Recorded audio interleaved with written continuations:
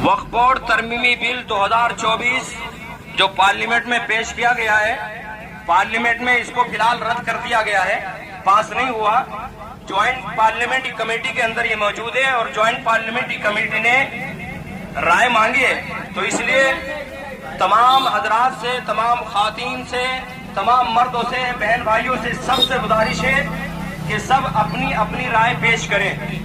घर का कोई भी मेंबर खाली ना रहे। बच्चे के पास मोबाइल है, अपने फोन के जरिए से इस बिल के खिलाफ राय पेश करें। याद रखिए, ये बिल अगर पास हो गया तो हमारी मस्जिदें छिन जाएंगी, मदारिस छिन जाएंगे, कब्रिस्तान छिन जाएंगे और वक्फ बोर्ड की लाखों की तादाद में जो प्रॉपर्टी है वो सब छिन जाएगी। तो इसलिए आज बेदारी का सबूत दें।